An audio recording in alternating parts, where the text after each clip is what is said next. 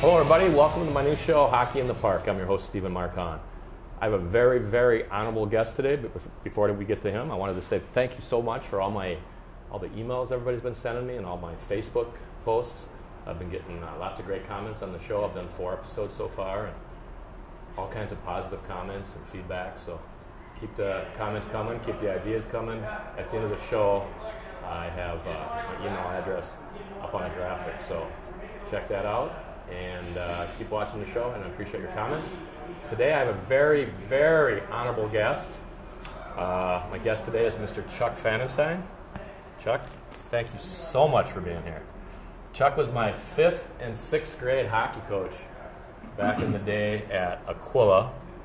And, I've been thinking about those days lately, and what a difference between the kids nowadays. Let's talk about that for a second. The kids nowadays and when we were growing up, I remember for the kids out there that don't know this, our bench was basically a snowbank.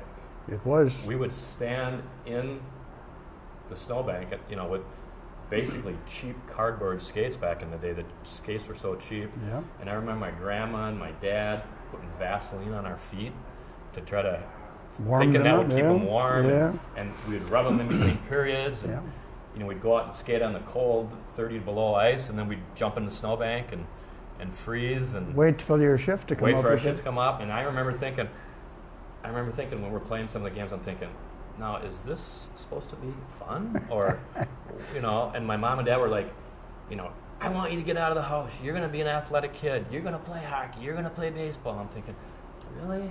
Is this what I got to look forward to? Yeah, things are quite different. And I have an old saying that kind of followed me along. I said, today's kids drop out of organized sports before I ever got a chance to be in organized sports. Right. I was not on an organized team until I got into high school. That was my first organized team. Otherwise, we just had pickup games or whatever. Right. And I grew up in a small town of St. Joe, just west of St. Cloud. Right. And there was no high school there. The kids all bused either to St. Cloud Tech or St. Cloud Cathedral. So where'd you go to high school then? To St. Cloud Tech. St. Cloud Tech, okay.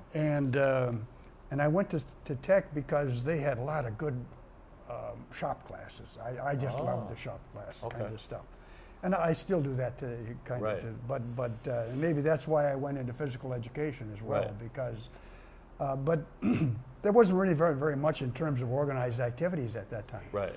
And today it's early crazy. On, kids are just programmed in. And I have friends that have kids that they're running them to tennis, and after tennis they go to hockey, and after hockey they got swimming.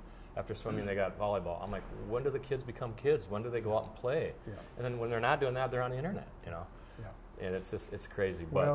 But it is what it is. It is what it is, and we have this obesity problem. Now we got obesity, Yeah, that's running rampant throughout the country, and so many kids following in the same line. Yeah. So let's talk about how you got involved. Now, like I say, Chuck was my 5th and 6th grade hockey coach. Thank you for organizing that. How did that come? Let's talk about that first. How did that come about? The city actually organized it. Okay. They ran it through the elementary schools. And so there was a team. We had football teams, we had hockey teams, there were basketball teams, and the recreation department really programmed that whole arrangement, organized that. So how did you become the coach of our 5th and 6th grade Well, team? it so happened that my son I had built a skating rink in my front yard. Okay, I remember that. Okay. I do remember that. The neighborhood kids would congregate there. By the time he got to 1st grade, he said, "Hey, Dad, I'd like to go try out for this team." Okay. And so he went and tried out for a team, and lo and behold, Steve Jarozak, one of the kids that I had coached in 9th grade, was at the high school level at that time, and he ended up being the coach for the high school kids. If there was no father or somebody else to coach that team, they would take it on. Well, anyhow, he kind of made that team, and because he had been skating since he was just a little guy. So that it's kind of. So then you just kind of said, okay, I'll kind of coach the 5th and 6th grade. Yeah, team. when it came to that point, and I said, yeah, I'll take that on, and then of course you and all the neighborhood kids we kind of gathered you together. But you got to remember, before that, we had a 5th and 6th grade football team as well. Right. That's right. So a lot of those kids just went from the football program, and they either in the hockey, into the hockey, or some went to the basketball and kind of stuff. Yeah. You know what I remember about the old Aquila rink. Like I said, Chuck was my 5th and 6th grade hockey coach. We played at Aquila.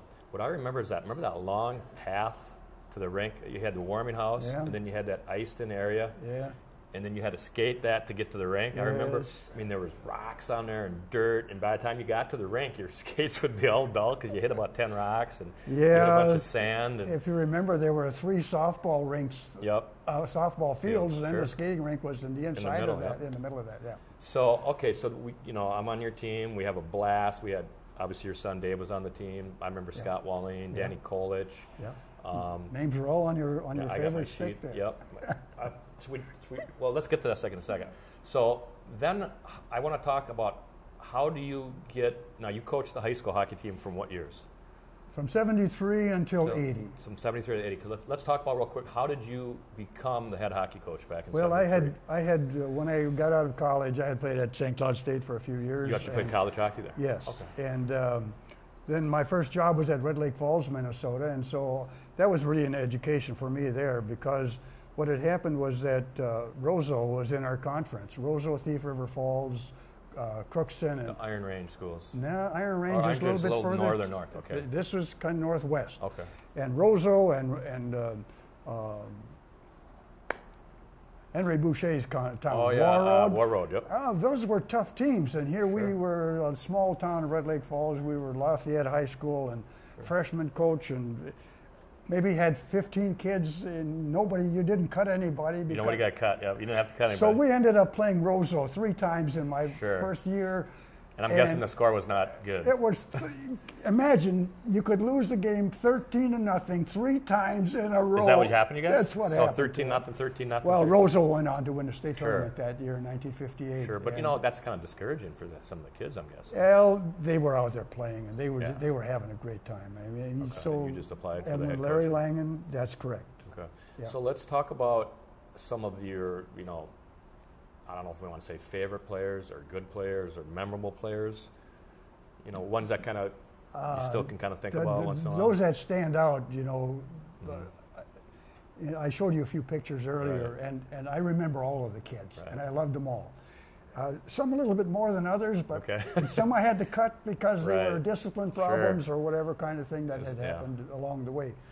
And we were fairly competitive. We had the Lake Conference, I believe, the 8 schools when I first started in that whole thing, and it just continued to kind of grow. And it finally got to the point where, and we were fairly kind of hanging in there. We didn't make the regionals or anything, but we were playing against Edina, East, West, I remember Jefferson, Kennedy, Burnsville, and those were all. Boy, they were tough games. So there was no easy game back. Richfield, here you come. Steve Kristoff. Steve Kristoff from Richfield. And we played against Reed Larson from Minneapolis. Sure, Roosevelt. Kind of stuff. But we were quite competitive. Okay. And then came along, and I just, in looking through my materials, I just ran across a letter that I had written to my principal, my superintendent, my athletic director. And it was in opposition to, let me backtrack just a little bit. Okay. We had Cooper, we had Armstrong, we had Wyzetta, we had Minnetonka, and so it went. And we could win a lot of those games. But when you got to the south part, they were so much stronger than everybody else. And now we were going to switch now, instead of this was about the time when there was an economic downturn and fuel was getting expensive. We ran shifts on some of our schools in order to conserve. Probably 76, in the middle, 76, 77. And then in 77, the school administrators decided we were going to split the conference to North and South, or we're going to call them Red and Blue divisions. I remember that. Yep. Okay. And I wrote and I said, man, that's going to kill us, because we got thrown into the South Division with Edina, with the tough schools. Okay. We could play with Cooper, we could play with Wyzetta, we could play with Minnetonka, we could play with Hopkins. We were.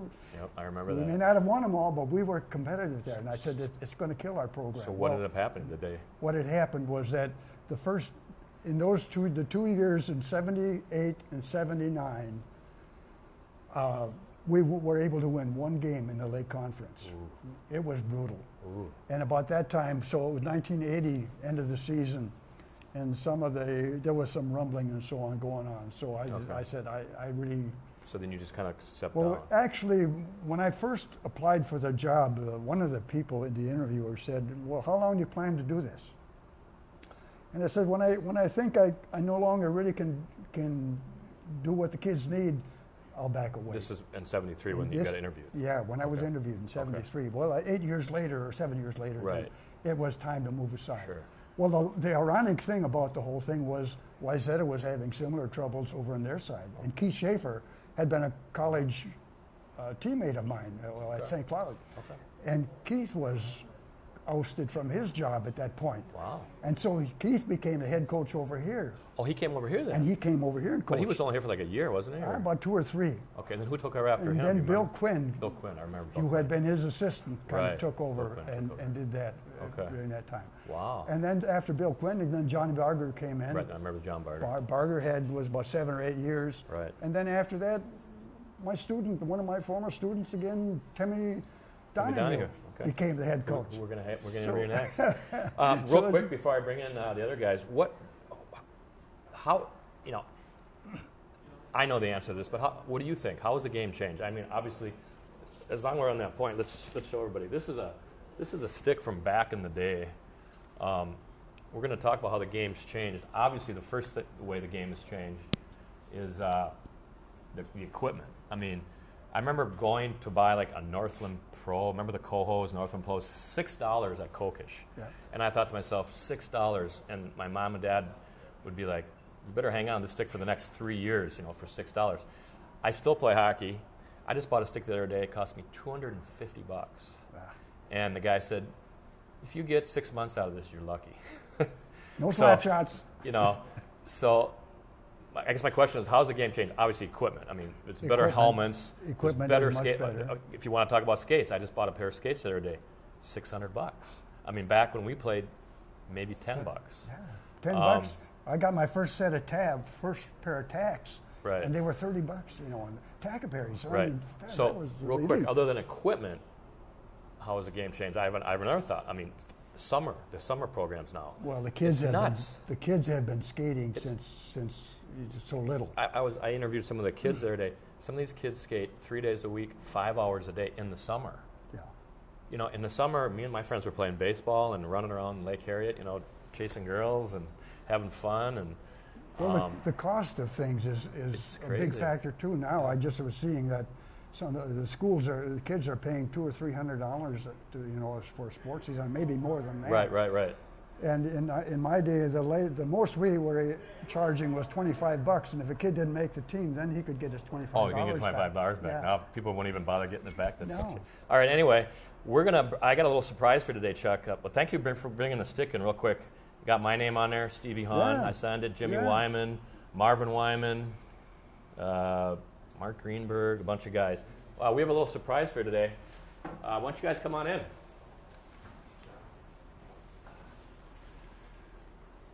Good to see you, buddy. Hi, Coach. There for you. How you doing? Grab a chair, Johnny. Oh, Steve. Oh, there's another one. There's another one. All There's right. another one. Can you grab a chair? How you doing? I'm doing Good to see you, good. Johnny. I'm doing good. We're fast forwarding here today. Obviously, my first guest is Chuck Pfanenstein, but we've also brought in Mr. Steve Rosine, who is one of the assistant coaches on the park hockey team, and of course, John Passelt is one of the assistant coaches. Wow, what a panel here! We have the cornerstone or pillars of St. Louis Park hockey here. Thanks for coming in, guys. I just kind of want to open up. Before I open up a discussion on hockey a little bit, I want to just get a quick update with you guys. I know you guys are now 10-4. 10-4 after last. 10-4-1 after last night. 10-4-1. Yep. Big win last night against Spring Lake Park. Good win. Good. I think we beat the teams we're supposed to beat. Okay. And we played. We're starting to eliminate the mistakes that are going to make it a better team. So I think the coaching staff was satisfied with the play. You guys are happy with the win? Yeah, that was a good win. Beat Spring Lake Park last night, and then they also beat Cooper, I think, about 5 nights ago also? Yeah, game before. We beat Cooper 7-1, I believe it was. Yeah. What's the feeling on the team real quick? I mean, everybody having fun, everybody happy, good mood? My son plays, and Josh, and right. I go in that locker room, and there's a bunch of guys having a lot of fun, just like with Coach Pfanenstein. I remember having a lot of fun in the locker room. We had a 500 team when I was a senior. Right. Wins help. Wins help. Well, as long as we're on the subject, talk about that real quick. Johnny played, obviously, graduated in 1978, St. Louis Park. That's right. Played for Chuck. You graduated in 76, played for Chuck. Yep. Talk about the days back then. What was it like? Was it fun? Was it? Well, it's not funny because you look at the game now and back when Johnny and I played. Boy, it's a different game. Maybe the viewers back at home starting to watch hockey. Sure. The speed of the game and the size of the kids and the equipment and when I played, we didn't have masks. Right. And, video review, Coach. Look at the video. Let's talk about video review. Yes, Let's talk about yes. that. For the people at home, Johnny, we know about video review, but tell them what is last that? night, yeah. Coach Rosine, Steve has been the president of the Hockey Association here for a number of years, and through that and through the alumni game this year, Coach, we were able to raise a couple $1,000s at our alumni game alone that night. Oh, okay. And Steve urged to go ahead and buy a Apple TV video review, which during the game you can take whatever you video on the iPad and you can beam it up on the screen now, Coach. And you can look at that period. Oh, you talking about back in the locker room? We have a big flat screen. Okay. We have a traveling flat screen that we beam it up on. And the coaches were in there reviewing our penalty kill and our defensive zone play. In between periods, the coaches go back in the locker room and review And back when we reviewed about 5-10 minutes. We saw a few things. Wow, and then you can make adjustments. We go into the next room. And the players go. Wings you got to get there. Forwards, centers you got to get a little deeper on the breakup. You still got to have the players to do the job. And the desire and the. You still got to have the players. That obviously comes first. Good point. But again, the game has changed where. It's so fast. You can't. To really be successful, you have to have. A team of good skaters, good players, and then you got to do the things that make you a better team. I think back when we were playing, if you had a good, solid 2 lines, you could go far. Right. Yeah. Right. It wasn't as deep and stuff like that. The other thing I think about too is, me and Chuck were talking a little bit. The kids nowadays in the summer programs are insane. The summer programs are almost more intense than the winter programs. I mean. When I interviewed some of your players last time I was here, they said they're skating 5 hours a day, 3 days a week. When I played, to me, that's a job. When I played, I picked up the skates in November and put them away in March. Johnny, you were the same, right? We all did. Played other sports. I remember putting a lot of soccer. Now they'd like you to play the other sports, but they want you to play the other sports all the time. Yeah, they don't want you to put your skates away. Don't put the skates away. I remember, just real quick, I remember throwing my skates in my garage. November 1st coming, trying to find them and find them all full of rust. Get the rust off. Figure out what company, okay, let's go try them and go, okay, it's November 1st and then March 1st, put them away. And that was One thing I remember when I played for Coach Pfanenstein too, it's a little different now, but there were some games where he'd leave me out on the ice. He'd have me play center, and then he'd have me play defense. You were a good player. You deserved it. Well, that didn't happen. That didn't happen very often. He was smart. He was smart. Well, here's the real story. He wouldn't come off. He wouldn't come off. Is that what that was? He said, "I'm not coming off till I Coach, score." maybe, I couldn't hear him trying. Let's get to the real story, Chuck. What was it? Well, we didn't have video review back then. No, we so didn't. I could get away with a little more. Okay. Listen, do you remember Murray Whipple? Do you remember the name Murray Whipple? Murray.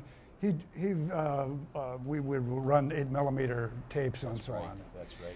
But what do you do with those? You couldn't look at them. You couldn't look at them. No, really. you never soon. And I would look at them, and then by that time you got the next practice and another game coming up, and then how much time can you demand from your players? That's right. They've got lives. We have to be real aware of that too.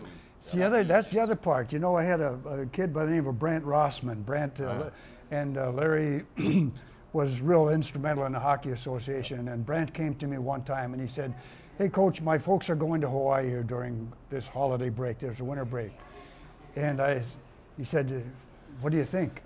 And I said, your family is far more important than the game of hockey. That's right. But most coaches, or a lot of coaches, you got to make a choice. You choose one or the other. Yeah. If you're gonna.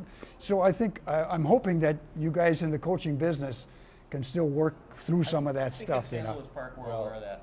You know, I was setting up the season with Coach Bodine. We were looking at practices, and he is family first coach. That's good. We took Thanksgiving off. Yep. No, nothing Thanksgiving, Not a lot of and that's a teams big do it. weekend. Yeah. Where, Right. Yeah. during the holiday breaks, A lot of Right. teams are in tournaments at no Thanksgiving. ice, you know, and that's We really took the whole important to him weekend. too. And it's, Let me but ask he you guys does this. demand when you're here, you'll work hard. Right, when you're here, work. and Yeah. That's listen, good. You know, Let me just ask you guys kind of a wacky question, but I sometimes brainstorm and think about things. What if, you know, it's going to be hard to compare this because of the equipment and stuff, but what if today's team, the team you guys are coaching now, played your guys' team? What would be the score? I mean, I know it's a little hard to compare because you got equipment. We'd win 10-9. No. What do you really think would be the score? I mean, that's each one of you guys give me your opinion. These guys, and he'd get for 10 of the goals. What do you really think? it has been a custom. At least it was when I was to have the alumni game Yeah, over the we holiday had- break. yeah. We had all the time. Lots of fun. And the guys would come back, and my varsity teams would just polish it. The alumni Right. just never.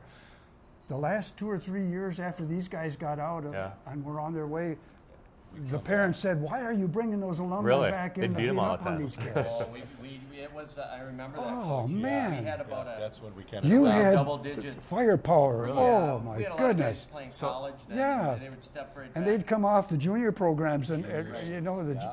by your time, a lot of kids were going You juniors did. at You that sent time. a lot of guys.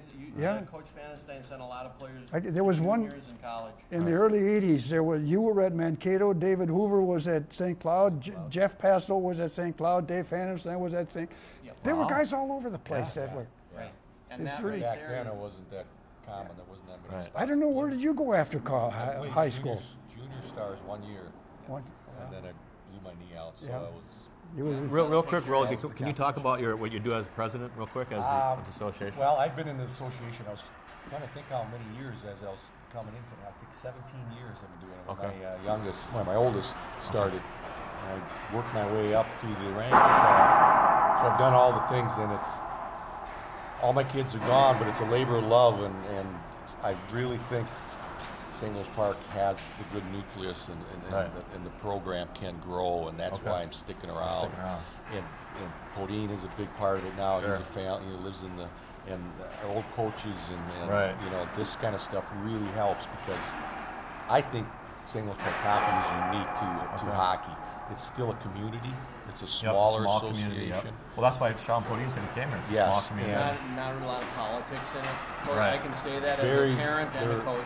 There are no Right. politics. Not a lot. It does help being the president that I don't have any kids, so there's no baggage Oh, there's or no anything. baggage, okay. You know, but we promote hockey. It's a great winter activity. It's cheapest anywhere.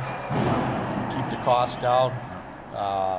So Through the pull tab. Pull sales, tabs, you should that mention was a how big much- part of that. yeah, wasn't it? Up at yeah, Bunny's? it- Up at Yeah. Bunny's. It wasn't at Buddies. this point. At Yep. this point, that happened a little later after my time. Yeah, It was yeah. But that had to be a big boom. That is the biggest single site operation in the state. And, Okay.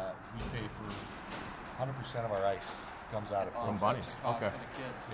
Yes. Let me say two things, guys, because we got to wrap up. I know you guys got to get to practice and stuff. Let me say two things. I want to say to the kids out there that are coming up to the program, you guys don't know how blessed you are to have, you know, Mr. Rosine here, Mr. Passel as your coaches, Sean Podine as your coach. Me and Chuck were talking about back in our day, we had to, you know, come up with the crappy equipment and standing in the snowbanks on the, you know, over at Aquila. And outdoors. Nowadays, the kids got indoor ice, great coaches, people that know what they're talking about, video review, great equipment. So you kids are blessed out there, you know. Make sure you say thank you to these coaches when you get a chance. Hunter, I'd like to just throw in that, you know, Coach Pfanenstein made the game fun for me. Okay. And that's why I really excelled and really 'Cause he made it enjoyed fun the for you. game. Okay. He really made it fun. We had real good practices. I liked coming to the rink. He was a real a great role model of a person. Right. And him and Augie Schmidt were my two best high school coaches. Okay. And I owe a lot to moving on, and I try to copy some of the things that he did back then. And try to. So he influenced you in your coaching now? Yeah, some of the things he does, he's a great gym teacher over at Central High School, and I learned a lot of lessons there from him too. Oh, okay. Well, hey, I want to say good luck the rest of the way, guys. Yes. Thank you, Steve. I want to see you guys at the state tournament. When you're done here, come down to the locker room. Okay. I just want to wrap it up. Thanks, you guys, for being my guests. Chuck Pfanenstein, Steve Rosine, John Passel. I want to say I was at the City of St. Louis Park yesterday. I got all kinds of compliments on my show.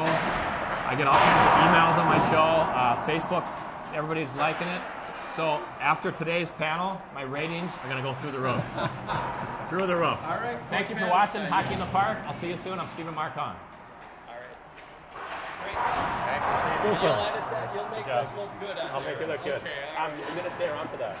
Yeah, I will after. Oh yeah, I'll be here. I'll be here after. And I got pizza coming for everybody at 5:45. That's nice. That's nice. So, Yeah, let's have John